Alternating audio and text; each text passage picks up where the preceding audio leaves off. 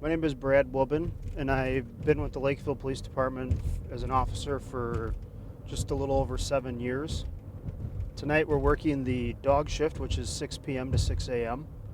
My primary focus tonight is I'm actually focusing on some traffic enforcement in different areas of the city. Looking for impaired drivers, people not obeying traffic laws, different things like that. Working this shift of overnights, generally at the beginning of our shift we see, the general public is out. Being that I start at 6 p.m., we see the general public, at all hours of our shift, but at the early morning hours we see the folks that are out coming from the bar, or there is more of a criminal element at night. It's more of when the thefts happen, burglaries, things like that. The people that are out can be kind of a different clientele at night.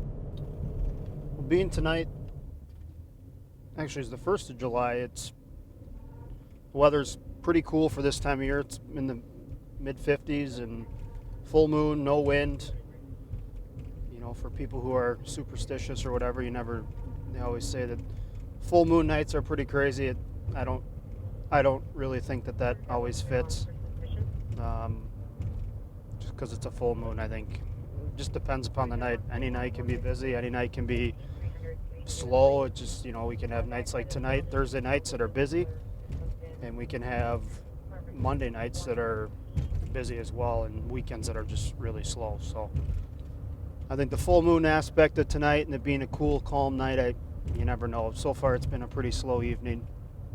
Not much going on in the city. All right, right now we're going to pull into Steve Machad Park, formerly known as North Park. There's a couple of vehicles here, some people hanging out. It's about 11:30 and park's closed at 10, so I'm just going to stop out and see what they have going on. You guys aware of the park hours in the city of Lakeville? Are they, is it 10 o'clock. Yep, 10 o'clock. And it's 11:30. Do you guys have your IDs on you? He's with me. You can just ignore him. Okay. Okay. Are these all 3 your vehicles? Yeah. Okay. 45-119 for suspicious person. What?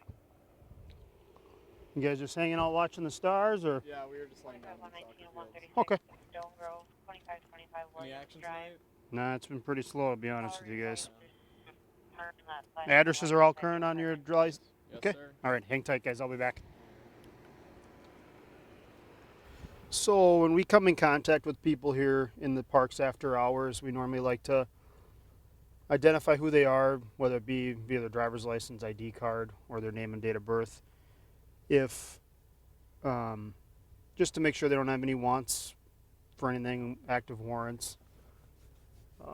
And then if we have anything come up, such as vandalism in the parks or anything to any of the property here in the park, they'll, probably be questioned if, let's say tomorrow morning, day shift comes across that soccer fields were damaged or something along those lines.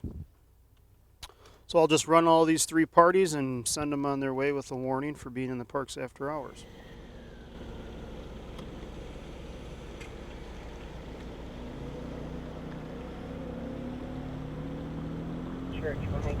So right now, some officers on the southern part of the city are being dispatched to a check welfare type call where someone was possibly hit with a vehicle on their bike. It sounds like the person's up walking but holding their head and may sound just generally confused. So we're a little ways out, but we're going to start down there just to check the area in case it is what we call a hit and run, when someone causes an accident and leaves the scene without letting the police know. Here, and as a police officer, we obviously have the ability to drive with what we call Code 3, emergency lights and or siren. We are able, depending upon the call, if we determine it's an emergency call, something emergent, a medical, domestic, a call like this where someone's possibly been hit by a car, it's a judgment issue. As far as, if someone's life is in danger or someone may be injured, we as a police department have to, have the ability and need to respond. judging the situation. You know, there's some calls that we normally go code 3 to. Anything physical fights, anything like that. A call like this, definitely need to get there to check the area for this male who's said to be injured, possibly injured, to see, you know, if it's something that's life-threatening. And then obviously if he is injured, we need to find who did this to him, if that is truly the case.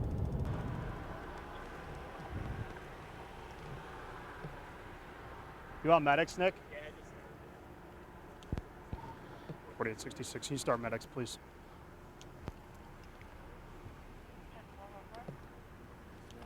one guy driving the car, you think? Looks like back pain and possible head pain of some sort. Dot and Jardine. Bring him on the reds.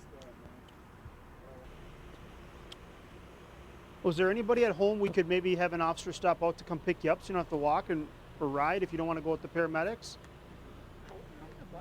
You want to? Okay, well, let's have them check you out first to make sure that you're okay.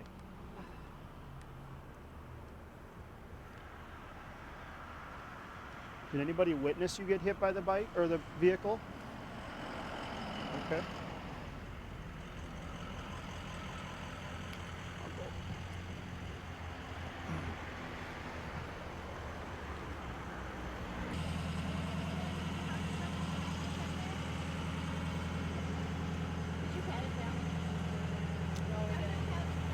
So this call we're on, it was a check welfare. We located the male. He claimed to have been hit while he was walking. Medics checked him out, did not find any injuries. Officer did not find any injuries on him. He stated that he did not want to be transported after medics checked him out, and he was able to walk home with his bicycle by himself.